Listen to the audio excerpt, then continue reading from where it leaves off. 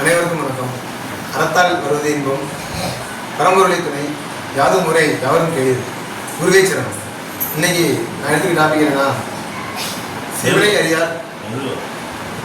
அறியார் உய்வாரோ, அதாவது சிவனை அறியாதவங்க உயிர் படைப்பாங்களா அப்படின்ற கேள்வியை வச்சு தான் இன்னைக்கு தலைப்பே போகுது. இன்னைக்கு பேச போகிற டாப்பிக்கே அதுதான்.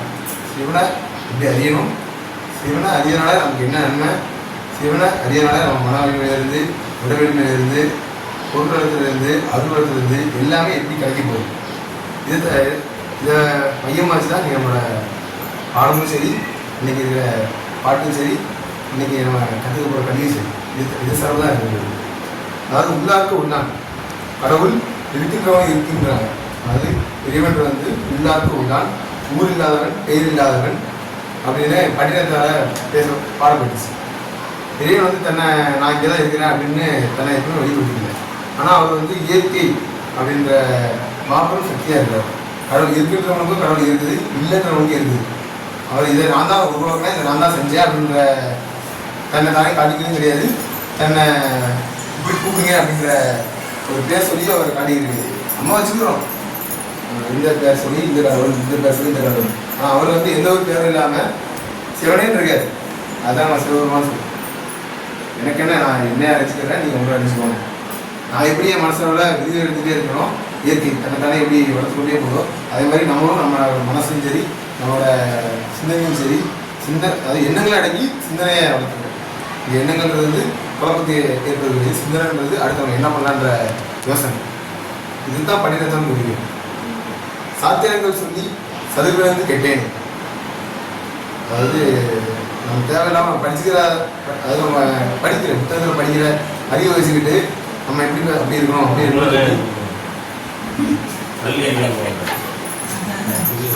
புத்தகம் படிக்கலாம்.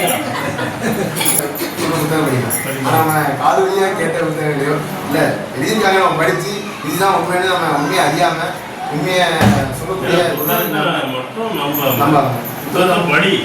ஆனால் உள்ள எடுக்கணுங்க. நிறைய பேர் இந்த பைபிள் எடுத்துட்டு போக மாட்டேங்க. கிறிஸ்தவன் போவான். நாம் தள்ளிவிடுவோம். நம்ம தள்ளிவிட தான் இருக்கோம். கிறிஸ்தவத்தில் நம்ம தான் தள்ளிவிடுவோம். வேலை கொண்டாடுறோம். பெரிய அவங்க பெரிய தொத்தி பண்ணாங்க. எதுக்கு அவங்க தொத்திருப்பான் வேலை இல்லை பெருமைக்கு. சாமியோட குத்து சொல்லுமா? சாமியாதா? சாமியா எனக்கு சொல்லு. சாமியா சிலையா? சாமியா பேசுவோம். சில குத்து சொல்லுமா? எனக்கு சொல்லிருக்குமா? ஏன் குத்துறோம்? கூட நம்பிக்கைலாம் கிடையாது. ஏன் குத்துறோம்? அடி உண்டு. எனக்கெல்லாம் அடி வந்துச்சு இல்லை. எங்கேயாவது ஒன்று இந்த ஜென்மத்தில் முன்னாடியே செஞ்சு அதை அனுபவிச்சுதான் ஆகணும். அனுபவிக்க அனுபவிச்சா நானும் எழுதுக்கு நினைச்சேன். எனக்கு விழுந்தோடனே ஏதா அடிக்கிறதுக்கு நேரம் இல்லையா, வேற எங்கேயாச்சும் அடிச்சுக்கலாம், இன்னும் நாளைக்கு 2 நாள் வேலை இருக்கு, ஏன் அடிச்சான்னு கேட்டேன். நான் சிரிச்சுட்டே இருந்தேன். அடிக்கலாம் நான் வருத்தப்பட்டேன். அது மன வலிமை வேணும்ல. அடி நம்ம எங்கேயோ எவ்வளோ பண்ணிருக்கோம், அதுதான் நம்மளை அடிக்கிறாங்க. சரி இதை வேற நேரம் எடுத்துருக்கலாம். ஒரு 4 நாளைக்கு முன்னாடி அடிச்சுருந்தா இதை கேன்சல் பண்ணியிருக்கோம். 4 நாளைக்கு பிறகு அடிச்சிருக்கலாம், எங்கேயாச்சும் அடிச்சிருக்கலாம். அடி அடிதானே தப்ப முடியாது. என்ன சொல்லுவாங்க, எல்லை வருஷம் எதை அறுவடை பண்ணுவாங்க. கொல்ல வருஷம் நெல்ல வருஷம் இது எதையா மாற்றி மாற்றி வச்சு நீ விரும்புகிறத இப்போ அறுவடை பண்ணுவீங்க. ஸோ நீ விரும்புகிறத இங்கே நீங்கள் அனுபவிக்க முடியாது. நீங்கள் செய்கிறதுக்கு வினைக்கு பலனை அறுவடை பண்ணுவீங்க. அதையும் நீங்கள் எதிர்பார்க்க வேண்டாம். அறுக்கிறதுக்கு, அதாவது விதைக்கிறதுக்கு காலம்ல அறுக்கிறதுக்கான காலம் உங்களுக்கு தீரும். தப்பிக்க கண்ணுக்கு கண் பல்லுக்கு பல். வேதம் இதான் சொல்லுது. எல்லா வேதம். யாராவது இங்கேருந்து தப்பிச்சிடலாம், நான் ஆன்மீகம் பழகினேன், அந்த வந்தார் ஒருத்தர் பெரிய குருநாதர், அவரு பெரிய பிடிங்க, நானே விழுந்து காமிச்சிட்டேன் உங்களுக்கு. எனக்கே அடிதாங்க. அதனால என்கிட்ட வந்தனால அடிலாம் இல்லை, தப்பிக்கலாங்கிறதெல்லாம் கிடையாது. நானும் ஒரு விவசாயியாக இருக்கேன், எனக்கும் எதை விதைச்சா எது வரும்னு தெரியணும். நீங்களும் விவசாயியாக தான் இருக்கணும், எதை விதைச்சா எது வரும்னு தெரியணும்.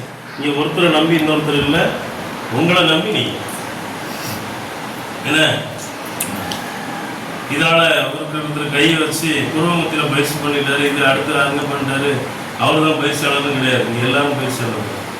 ஆண் பெண் பேரெல்லாம் இல்லை.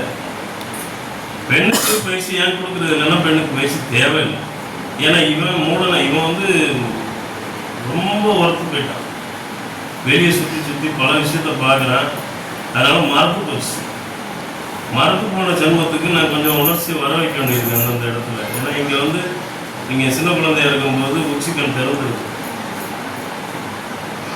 அது மூடிடும். உங்களுக்கு லைட்டாகவே வச்சாலும் திறந்துடும், உங்களுக்கு சில பார்வையிலே திறந்துடும். அது உங்களை வழிநடத்தி கொண்டு போகிற ஒரு ஆணை அதை திறந்துடலாம் சில நேரங்கள்.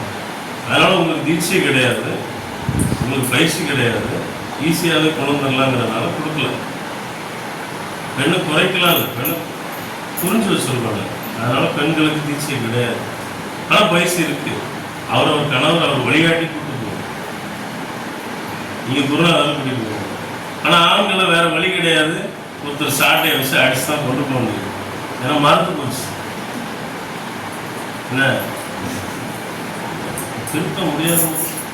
உனக்கு என்னவோ அதை விட 15-20 மடங்கு எனக்கு புரியும். ஒரு நாள் திரும்ப மாட்டாங்க. நான் எங்கே இந்த வண்டி எத்தனை வருஷம் ஓட்டிகிட்டு இருக்கேங்க. ஸோ 2007 கொடுத்தாங்க இந்த வண்டி. 2005 நினைக்கிறேன், 2005 போயிட்டு இருக்கேன். நான் எல்லாம் ஓட்டிட்டு வண்டி இன்னொரு ஆண்டு கொடுத்துட்டு போய் ஓட்டுமான்ட்டு கரெக்டாக தலைகீழ நிற்கும். அதுக்கப்புறம் இதையும் சிகிச்சைன்னு சொல்லிட்டு படுத்துக்கணும் ஆஸ்பத்திரியில் போய் மாத்திரை போடுங்க.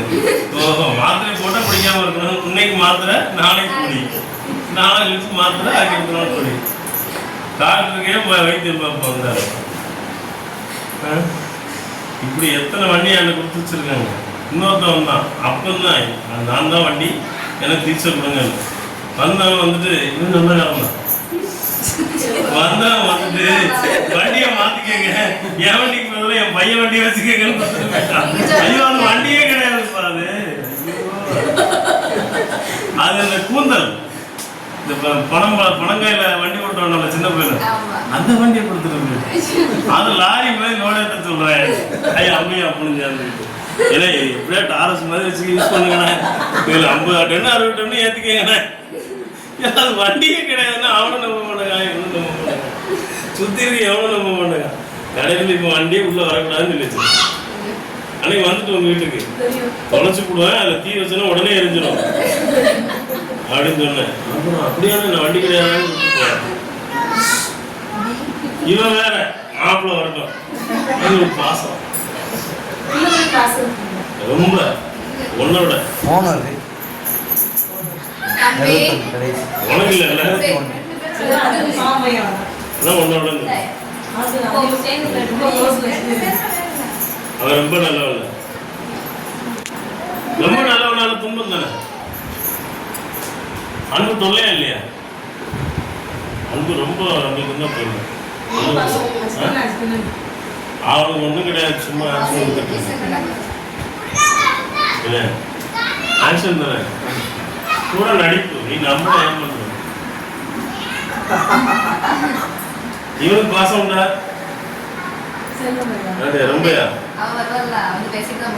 வாங்க மேல கேட்டேன்.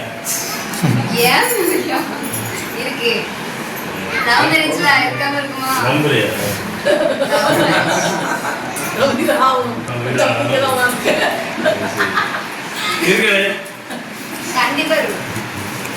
நான் அப்புறம் ஒரு அதிகாரம் எடுத்து கொடுப்பேன். அதுல அவனே விளக்கம் சொல்ல சொல்லுவேன். அதை எடுத்து வச்சிருக்கேன், எடுத்து குறிச்சுலாம் வச்சேன். ரொம்ப அவன் படிக்கிறது அவனுக்கே புரியல. ஏன் அதனால அவன் படிக்கிறது எல்லாருக்கும் புரியுறதுக்கு நான் அவனை பேச சொல்லுவேன். நீங்க தான் உங்களுக்கும் தான் நீங்க படிக்கிறது உங்களுக்கு புரியணும். இல்லைன்னு நான் இப்போ பேசிட்டு இருக்கேன், இதெல்லாம் எனக்கு பாடம். ஆரம்பத்தில் 2016 நான் பாடாட்டுக்குன்னு வெளியே வரேன். 2005 தீட்சை வாங்கினேன். 2006 தீட்சை கொடுக்க ஆரம்பிச்சிட்டேன். சில இடத்துக்கு போய் சொல்ல ஆரம்பிச்சிட்டேன். எங்க குருநாதர்கிட்ட வந்து யாராவது சந்தேகம் கேட்டாங்கன்னா சிவாட்ட கேட்டுக்கங்கன்னு சொல்லுவோம். ஒரு கும்பகோணம், தஞ்சாவூர் எங்கெல்லாமே பேச ஆரம்பிச்சு 2007, 2008, 2016 தான் நான் வரேன் தனியாக சொல்றது. இவர் தான் எனக்கு ஒரு ஆள், வேற யாரும் ஆள் கிடையாது. இந்த ஆள் எப்படிப்பட்ட ஆளுங்க, ஏற்கனவே 2 கோட்டை குடிச்சிருப்பாரு. எனக்கு ஃபோன் பண்ணி எப்போ வரீங்க ரெடியாக இருக்கேன் பாரு. நான் ஊருக்கு வந்திருப்பேன், கொடை அடுத்த நாள் ஊருக்கு கொடைக்கு தான் வந்திருப்பேன். அடுத்த நாள் கொடை இவர் எப்போ வரீங்கன்னு கூப்பிடுவாரு. நான் வெள்ளிக்கிழமை கூடனா வேலைக்கிழமை வந்துடுவோம். ஒரு பாரு ஒருத்தர் தானே இருக்கிறாரு, ஒருத்தர் இருந்தாலும் எனக்கு சபை. நான் வந்து நிற்பேன், ஏற்கனவே 2 போட்டிருப்பாரு. அது ஒண்ணுதான் அவருக்கு, எனக்கு ஒண்ணுதான். சரிண்ணே அப்படின்றான். இந்த 1 போட்டோன்னா உச்சத்துக்கு போயிடும். இந்த 1 போட்டதுலேயே சாப்பாடு 5 லிட்டர் தண்ணி வாங்கிட்டு வந்துடுவாரு. தண்ணி வாங்கிட்டு வந்து சாப்பிட்டுட்டே இருப்பாரு. நானும் சாப்பிட்டுட்டு அதில் உட்காந்துருப்போனா எல்லாம் இல்லாமல் வசனம் பேசிட்டு தண்ணியை கொண்டு விட்டுருவாரு. அது படுக்கிற அவ்வளோதான் இருக்கும். பெட்டுக்கிட்ட எல்லாம் தண்ணி ஆகி நான் பெட்டில் ஒரு ஓரமாக படுத்துட்டு காலையிலேயே வந்து பேசிட்டு அந்த காலையில் தான் ஆன்மீகம் பேசுவோம். போதை இறங்கினதுக்கப்புறம் சூப்பராக இருக்குங்க, எல்லாம் கேட்டு போவார். நான் வீட்டுக்கு போவேன் கோயில் கொடைக்கு. அதுக்கப்புறம் வந்தது யார், அமல்னு ஒரு போட்டோ, அமல்ராஜ் தண்ணி சமைக்கிறதுக்கு. இந்த தண்ணி சமைக்கிறவங்க கூட புரோட்டா பாசல சமைக்கிறதுக்கு வெங்கடேசன் ஒருத்தன். அவன் வந்தோடனே இப்படி படுத்துக்குவான். பகல்ல படுத்தாலே கொரட்டை விட்டுருவான். ஒரு நிமிஷத்துல அவன் கொரட்டை விட ஆரம்பிச்சுட்டான். அமல்ராஜ் உட்காந்துட்டாரு. நான் ஆன்மீகம் பேசணும், பாடம் எடுக்கணும், எப்படி பாடம் எடுக்கணும்னு எடுத்துட்டு இருப்பேன். இவன் ஒருத்தன் எந்திரிக்கிறான். அவன் அதுக்கு தான் ஆள் வர ஆரம்பிச்சு. சார் இந்த கொரட்டை எந்திரிக்குது, இப்படி பார்த்து கையை வச்சு. ஆமாம், அது நான் நீங்கள் பேசிட்டு இருந்த விஷயம். ஒரு மனித வாழ்க்கையில் ஒவ்வொரு மனிதனும் தாய் பிள்ளைன்னு நினச்சிட்டு இருக்கான். ஆனால் தாயாலையும் துன்பப்படுறான், தகப்பனாலையும் துன்பப்படுறான். ஆனால் திரும்ப தாய்க்கும் தகப்பனுக்கும் இன்பத்தை கொடுக்கணும். ஆனால் இவனும் ஒரு விஷயமா பேசிக்கிட்டு இருக்கோம். ஒரு மனிதனுக்கு அவர் கனெக்ஷனில் எவ்வளோ தடுமாற்றங்கள் வருது புரிதல் அப்படின்னு. எந்திரிச்சு உட்காந்துட்டா இதெல்லாம் கேட்க எந்திரிச்சு உட்காந்து அதே நீங்கள் வாழ்க்கையில் ரொம்ப அடிபட்டீங்களா,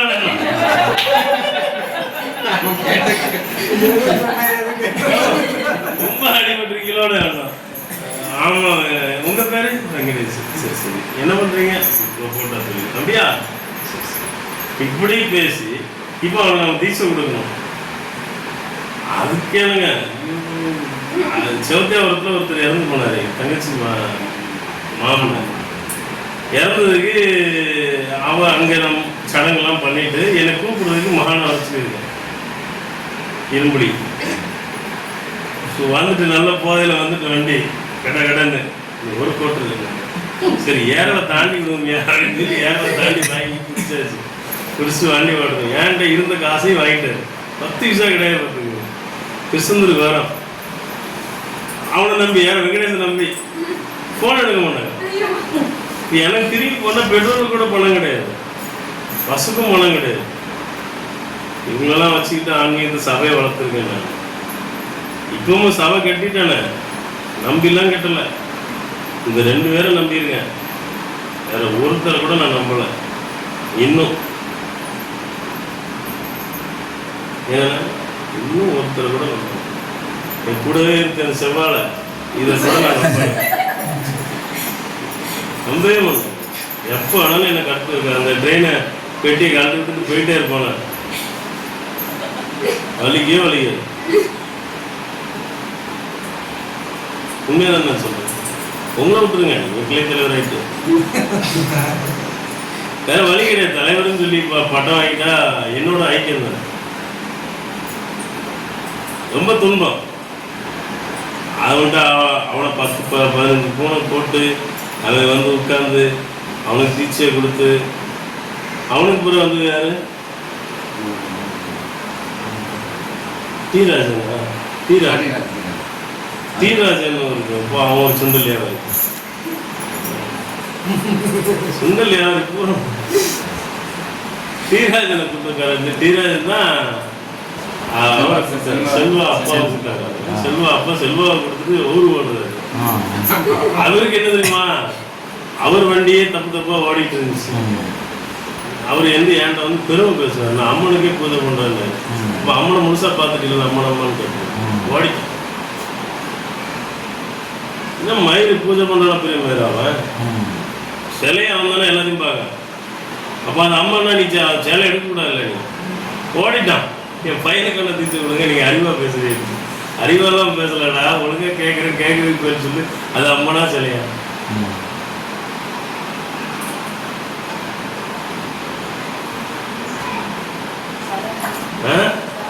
சிலைங்கிற தைரியத்துல தானே அவுத்து பார்க்க. ஆப்பானா கிடக்காம போயிட்டு இல்ல. அந்த நான் பொதுவாக பேசுறேன். அது உங்க மாமியார் மாதிரி எத்தனை பூசாரி இருக்கேன், எல்லாத்தையும் அடிக்கணும். நான் எனக்கு அது வேலையும் இல்லையே, அவன் அடிக்க மாட்டேன். உங்க மாமன் படம் எல்லாம் தெரியும். அவன் எப்படிப்பட்ட ஆளு, உங்க அத்தை என்ன, அப்பா கிளம்பி